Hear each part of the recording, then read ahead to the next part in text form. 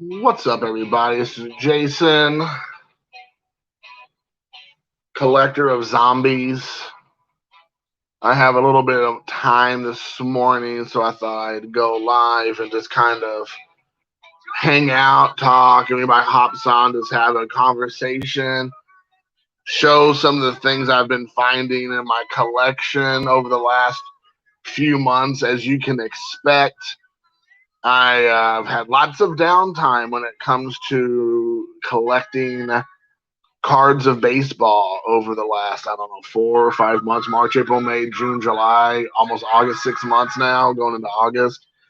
Um, so I don't want the music to get too powerful. And so I have a friend of mine who actually works for BCW now.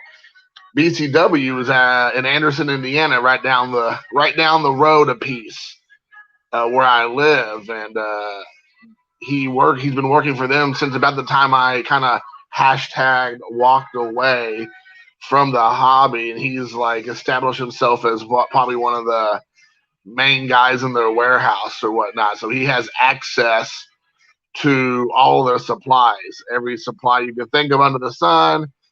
He gets first crack at it, and so he's been giving me lots of just top loaders and penny sleeves and semi rigids and card trays for sorting, and he's just giving me so much great like cases, team cases and big box case. I have a whole box full of stuff over there, so you can keep everything together.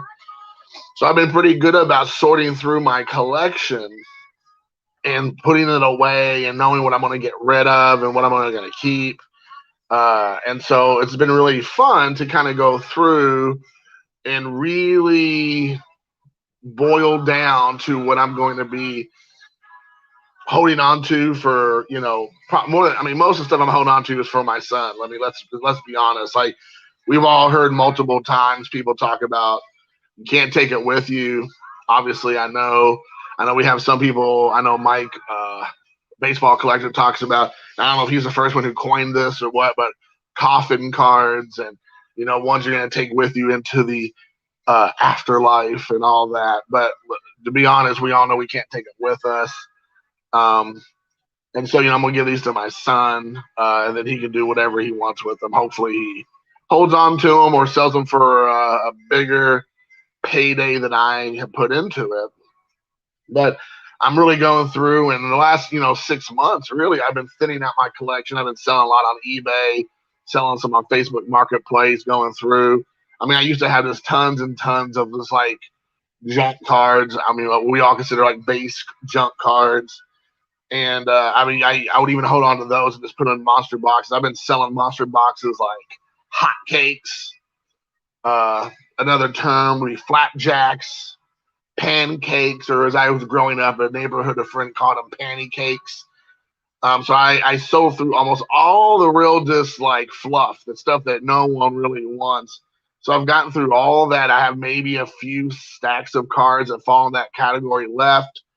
And then I'm done with that. And it's really down to what I want to sell at a more of a premium amount of money. I don't know the most recent announcement from PSA. I don't think they've opened back up to the public for sending off cars to get graded. So I still have, I think, 3 orders, I believe I did, that's still in transit as far as like somewhere along the process of being graded. And obviously, I have a lot of cards now, and I've talked about this before. I kind of walked away that I'm going to just focus mostly on getting my cards graded that I think are going to be worth money. Maybe not as much anymore because apparently the market has softened and kind of collapsed in some respects. Again, I have no idea. I mean, I've always collected the way I collected. I know there's still not product to be found even here in Indiana because my son, shockingly, in the last couple weeks or so, has shown interest in collecting baseball cards. And to be supportive, I'd taken him to the card, the Meijer and the Walmarts and everything, and there's nothing to be found. So unfortunately, it's kind of sucks. I mean, I could take him to a card show or shop, Obviously have better luck there. But as a kid, you like to open up stuff. I mean, that's the fun. Open up packs and all that. So, anyways, I mean, that's still apparently going on. So I don't see that tapering off anytime soon.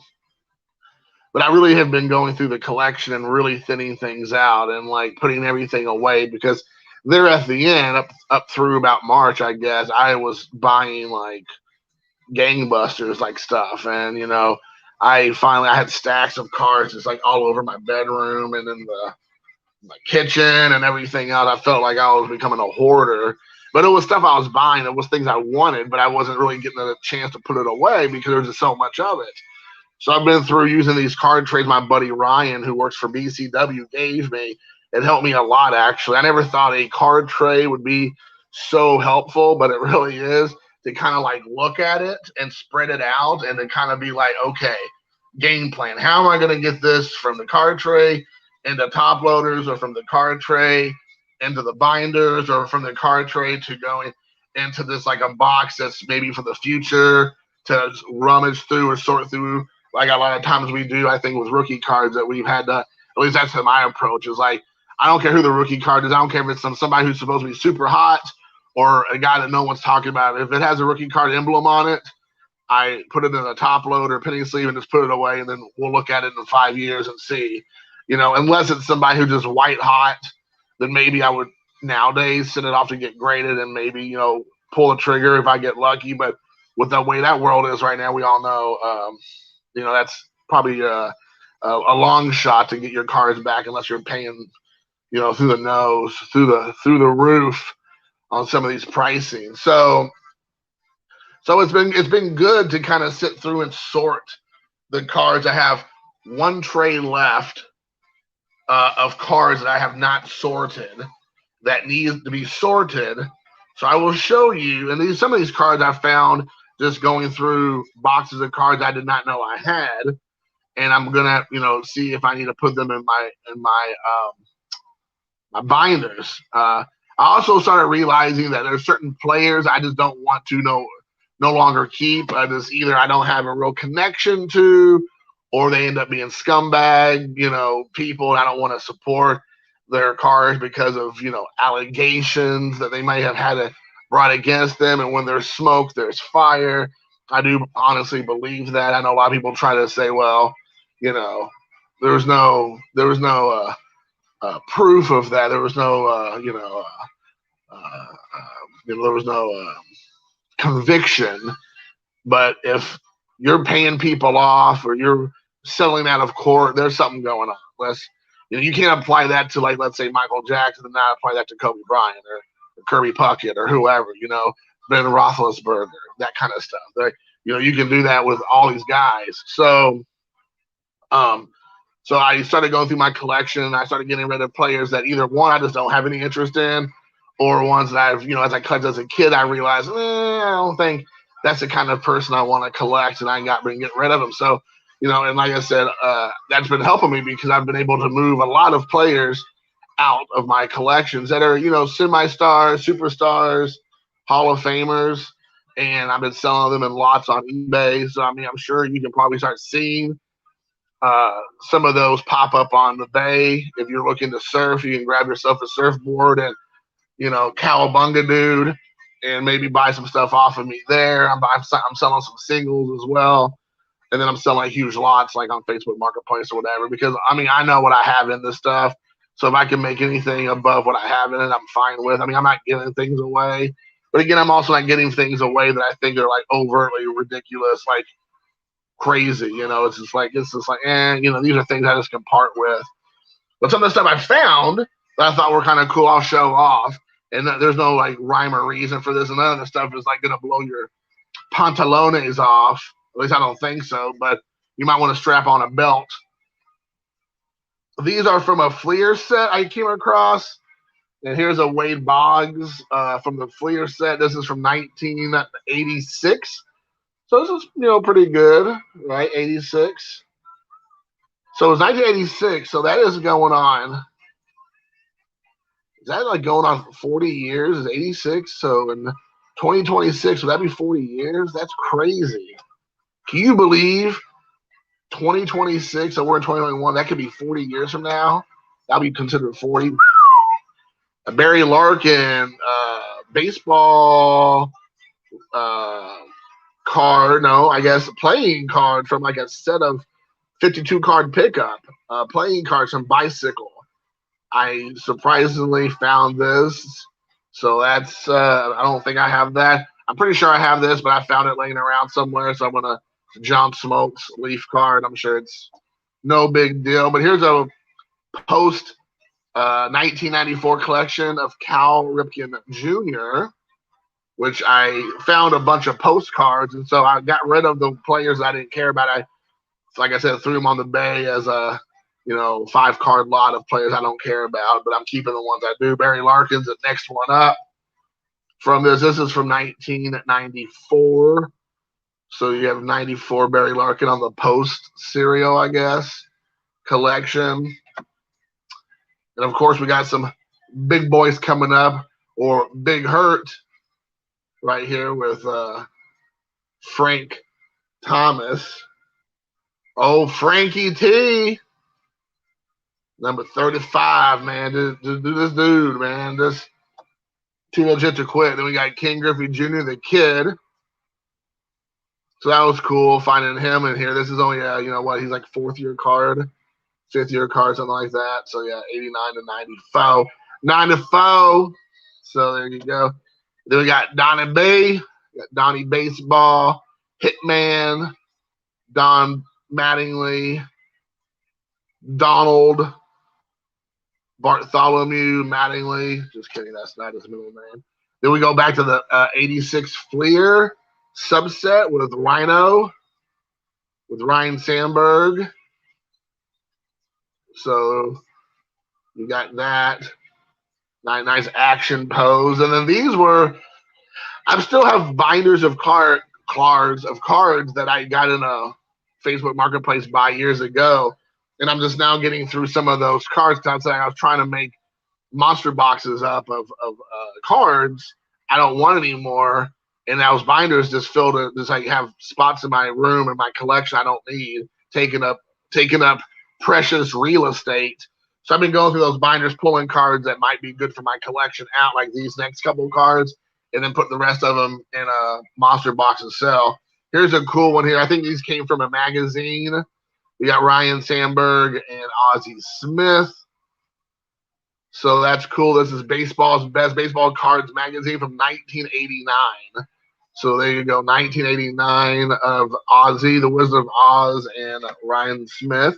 Then we have Texas. Oh, that one's called Keystone Combo. This one's Texas Heat. So we got Nolan Ryan and I believe Mike Scott, if I'm not mistaken there. Astros and the Rangers, also from 89 Baseball Cards magazine. So this is pretty cool. I mean, obviously the person who cut this out was not me, but even if it was, I don't know if I would be able to do much of a better job than this.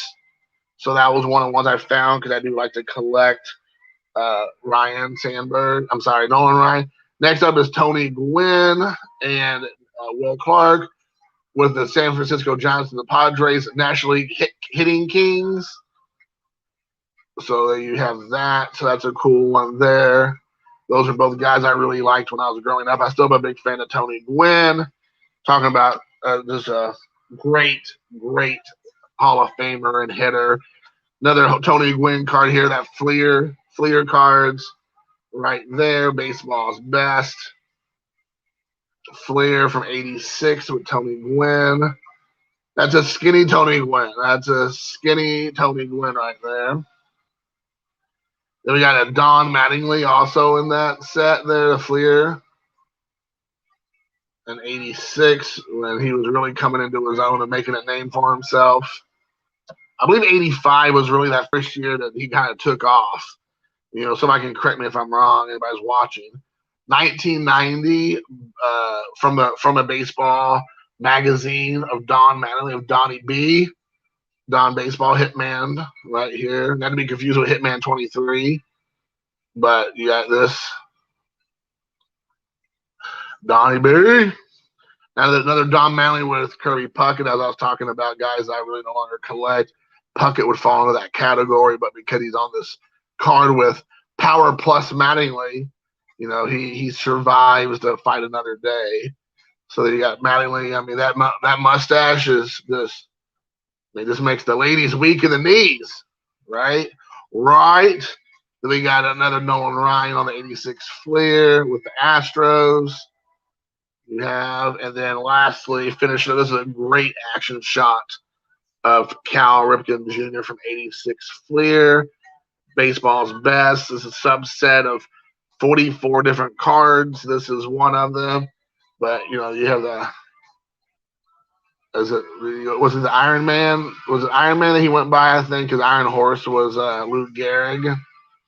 So there you go. So that's cool. I heard Ohtani's kind of a big deal right now in the world of baseball. So as before I was getting out of baseball, I was collecting. Shockingly, there's a 2021 card. I never even knew I had it. I ended up picking up a handful of Ohtani cards there at the beginning of the year, or I maybe had some people send me some stuff too. Obviously, I've lost track of what is mine that I've bought and what was sent to me in a care package, and I'm obviously very, you know, thankful for anything I've ever received. And but anyways, here's a whole stack of Ohtani cards. So I'm going to show them off, and I may have done this in the previous video, but that video was literally 6, 7, 8 months ago. So here we have from 2019, Ohtani on the, I believe this is a Heritage card, maybe. I'm not for sure. Yeah, Heritage. So you have Ohtani here on a Heritage insert card with the baseball bat. It said a two-way player such as Ohtani couldn't have been imagined in 1970, but his varied offensive skills alone would have been special. Something akin to Houston's Jim Wynn. Shohei was one of only 5 20 home run, 10 stolen base players in his league last year. The toy cannon was among just 3 in his circuit. What is the toy cannon? I don't know what that's supposed to mean. So then we have a Stadium Club Power Zone Ohtani card from 2020. So there you have that card. I did as also an insert card. I'm a big fan of getting insert cards of players just because, generally speaking, to me they have a lot of them have better designs. The base cards are a lot of time I find to be anticlimactic. Oh yeah. And so the insert cards I enjoy more. This is a Topps insert card. It's called Bash. What was it called? Bash and Burn, I guess. So here's a Bash right here. It says 2019 home runs 18, 62 RBIs. Career home runs at that time is 40, and RBIs is 123. And there's one on the back here. It says Burn. Burn, baby. Burn with Stadium Club card. There's another insert of Stadium Club of Mr. Monsignor Ohtani.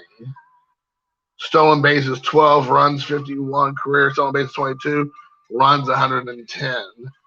So there you go. And then we have, I think, just your regular Stadium Club from 2020 of him in a hitting pose. It was good talking to Tony J.P. Wisco, some of the insights he had and about just from his perspective, but also in Japan. And something I found out was in Japan, his hitting cards has a premium or more of interest than his pitching cards. I don't know how that would be in America. Is that the same as Americans look at, like, do they even care about that kind of thing, or are they more interested in what his cards look like when he's batting, when he's pitching? You know, so it would be interesting to kind of know. Oh, I never noticed, but Kikuchi is on this card. So that's Seattle Mariners starting pitcher Kikuchi, who also went to an All-Star game. I don't know what he's been doing this year, but when I popped the All-Star game on for a few minutes because my son wanted to watch Ohtani pitch and possibly hit, Kikuchi was in the lineup. And I was like, wow. I mean, I thought he was just like a complete bust. But I guess this year he's had a pretty good year, so good for Kikuchi. But anyways, there's that.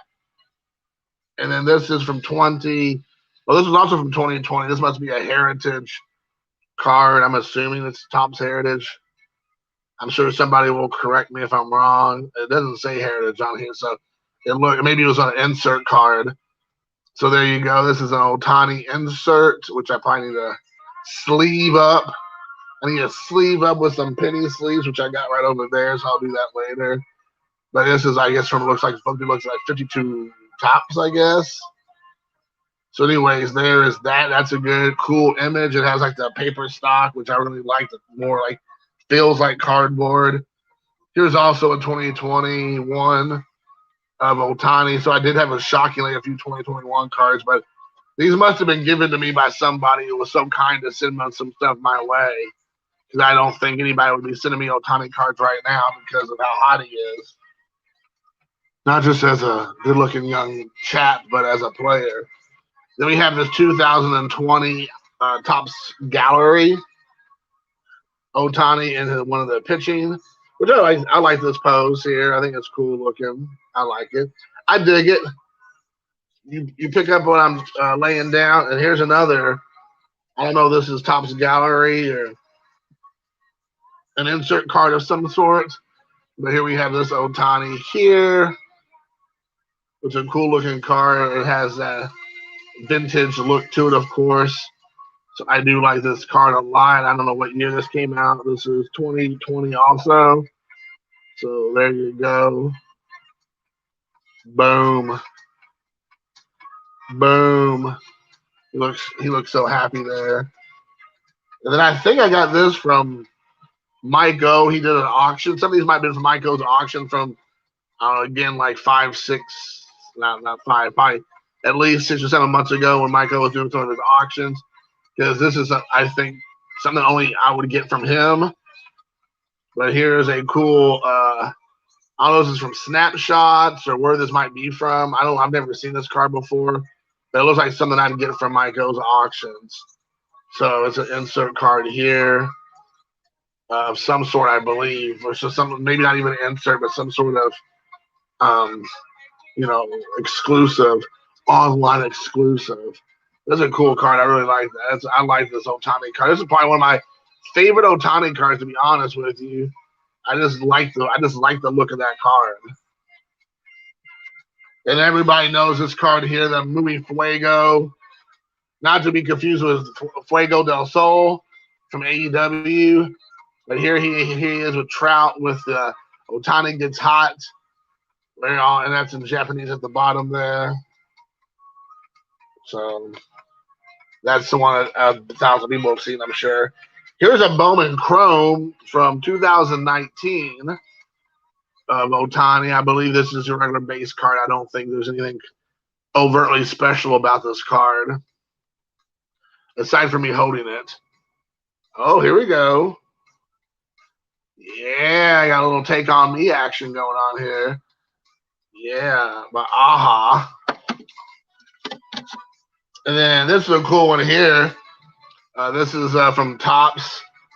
I don't think it's a state. I think this is a regular Topps insert, but this is Showtime. As I try to find a somewhat not decent look for it. There you go. I mean, you have him swinging and pitching. So there's a cool one I found in the stack of cards I was going through.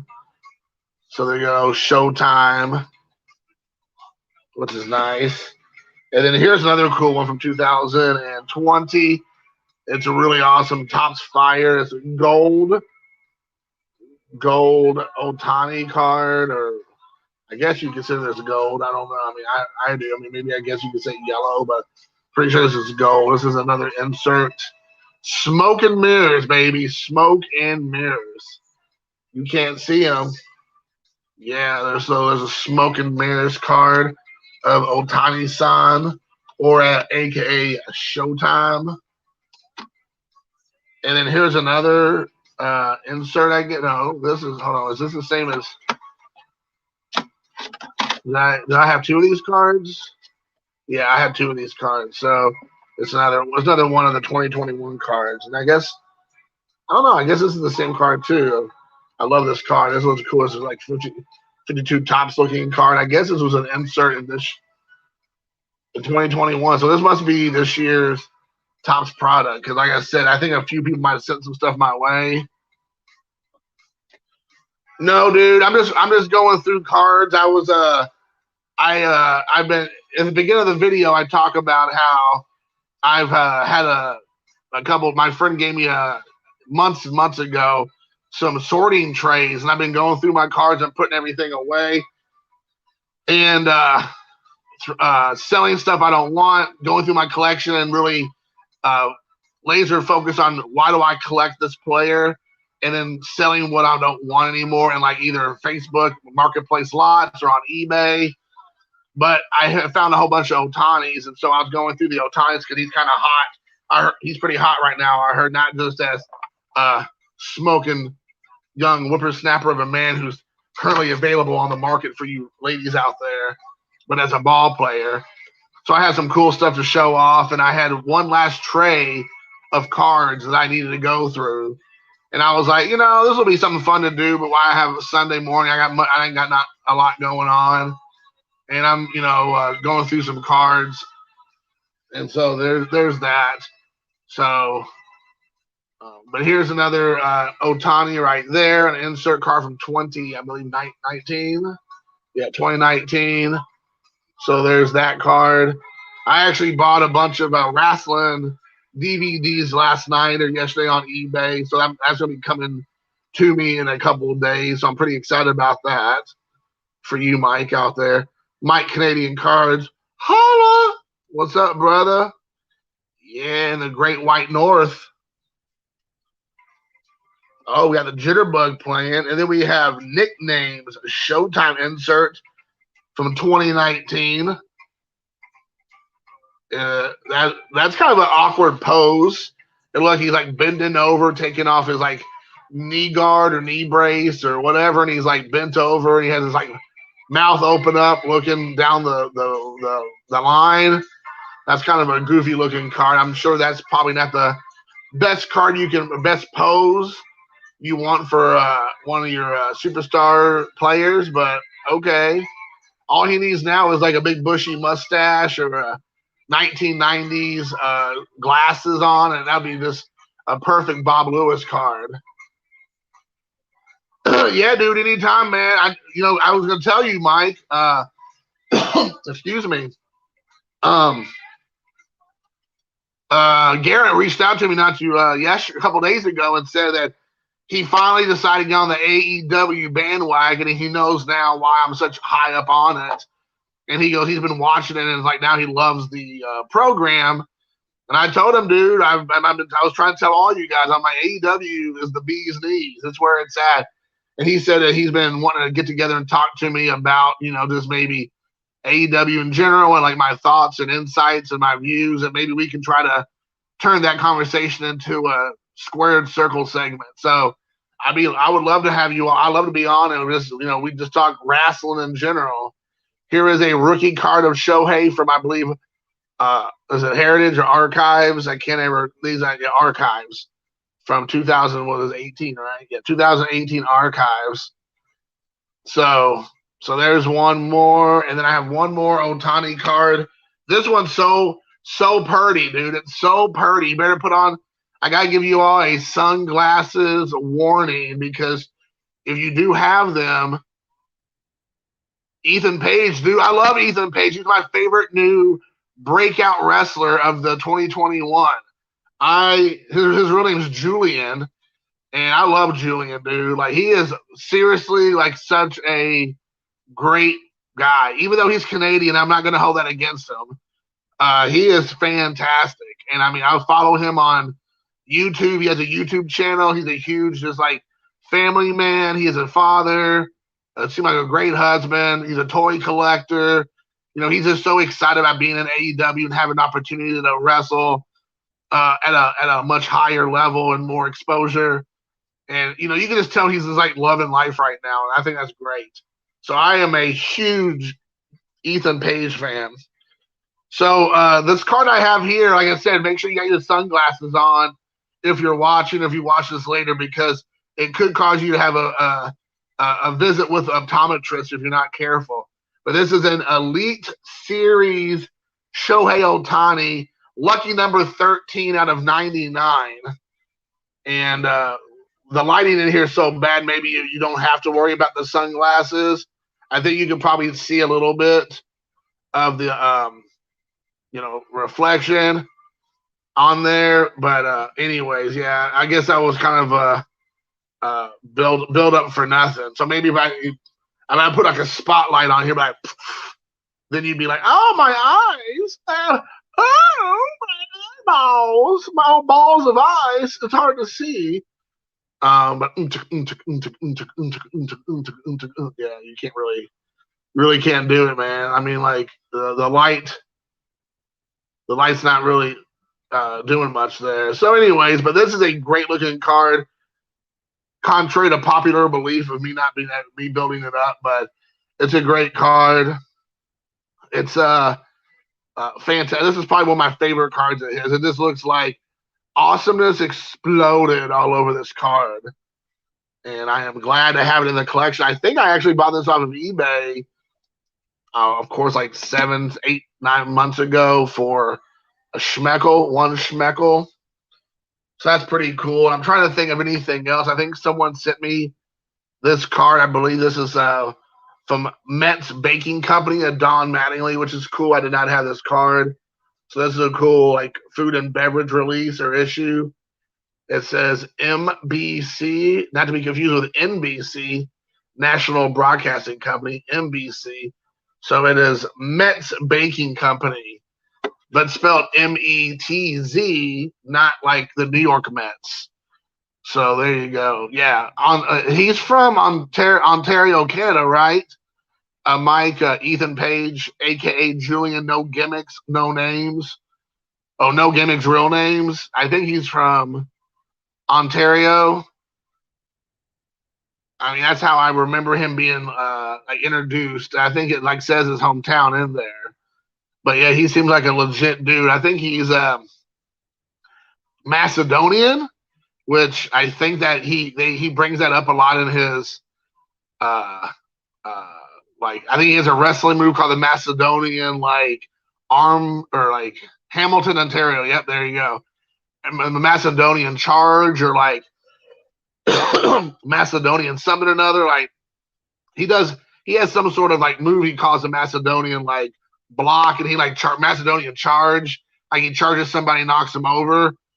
And it's funny because he jokes about him having a dad bod most of his career, and then all of a sudden in the last year he's like got like super like fit, and now he looks like just a big old meaty shaky dude with all that meat, so yeah, that's awesome, dude.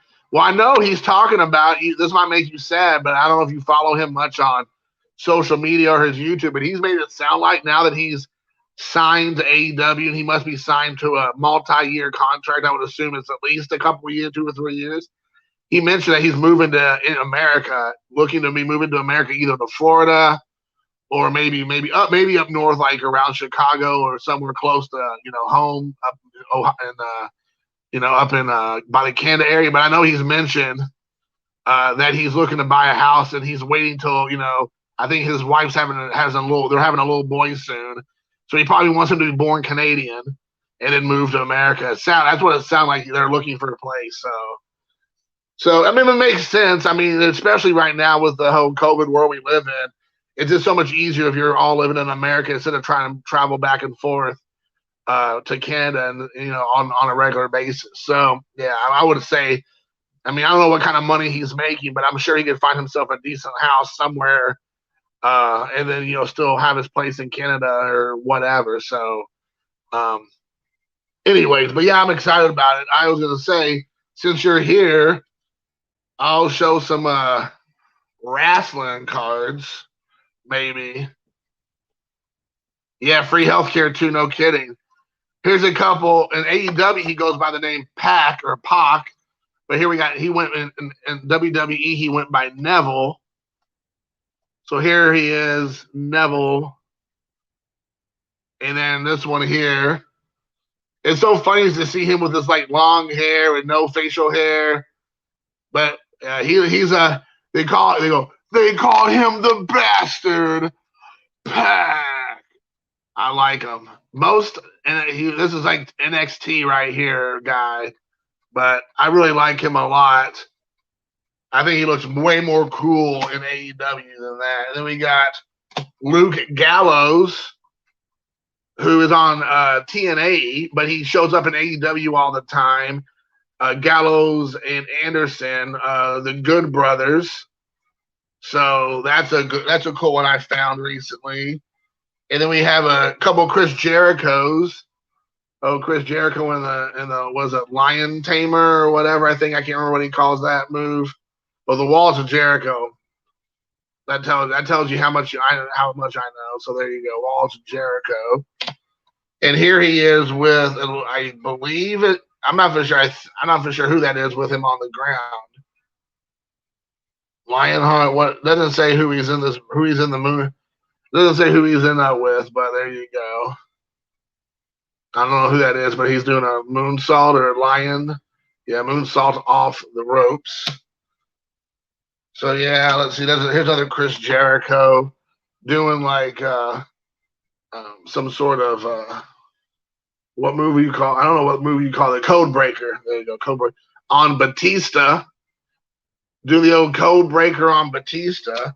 Then we got Bret the Hitman Hart talking about Canada's own. Canadia's own right here, Bret the Hitman Hart right here. The Hitman was a Canadian icon in the WWE ring, and to this day is considered to be the greatest superstar to emerge from the Great White North. Do you agree with that as a fellow Canadian? Let's see here, a 5-time WWE champion, Hart was at the forefront of the WWE for much of the 90s. Main eventing arenas across the globe and gaining one of the greatest international followings of any superstar.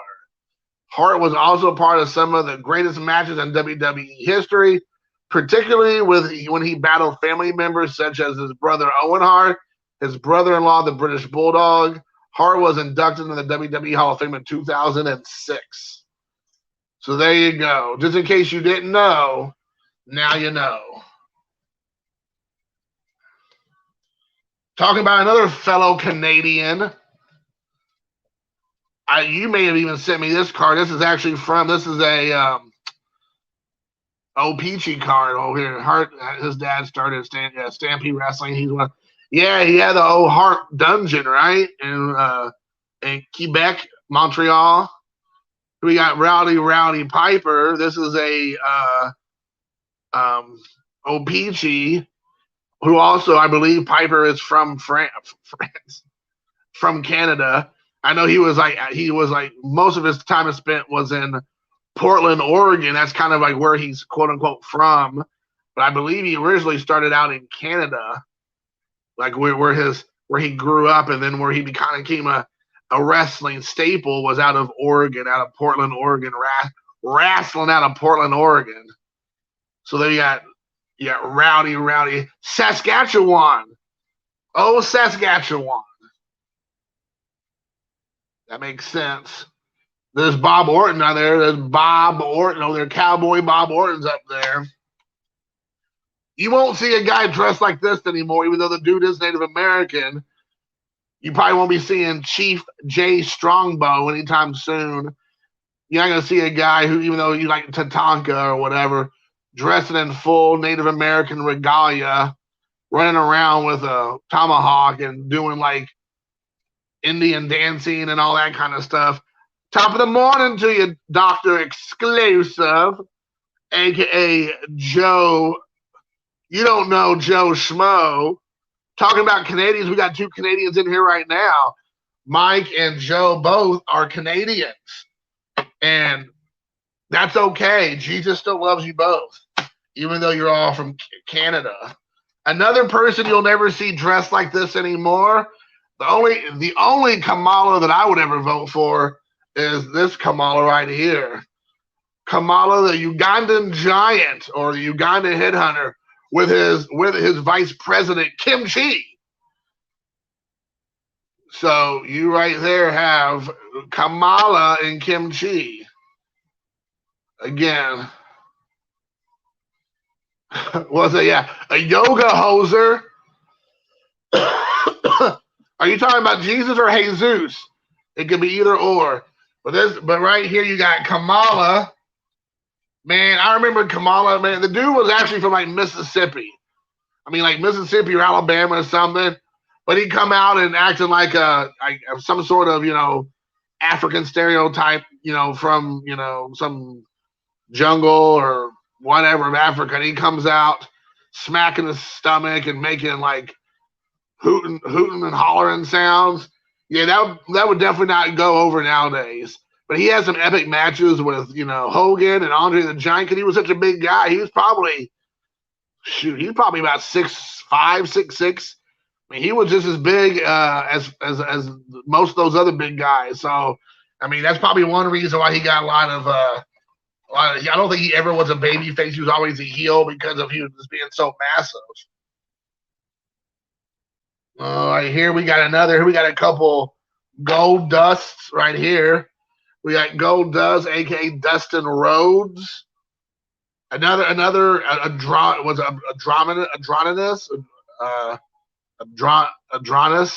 I don't know what's the word I'm looking for.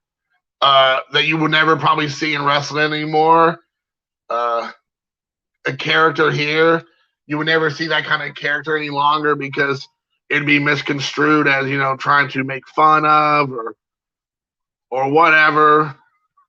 But you have Goldust right here, and here he is, like more like I guess updated character. They kind of moved away from the more sexualized version of Goldust right here, which now in AEW he's very much at 50 plus years old. I mean, he moves around so well. He seems like he moves better now than he did as a 20, 30-year-old at Goldust. I mean, he is fantastic. Yeah, the music for Kamala was legit. Yeah, he lost his legs. Yep, you're right. He lost his legs. Kamala right before he passed away. There was like one of the last pictures you see of Kamala is him wearing a shirt that says his Kamala, vote for Kamala for president, talking about himself, which I thought was epic. So for sure. But you have Goldust right here, and now he just goes by Dustin Rhodes, the Natural, which I guess what he went by for years also. And then you have Big Show. Now he goes by the name, his real name, I believe, is Paul White.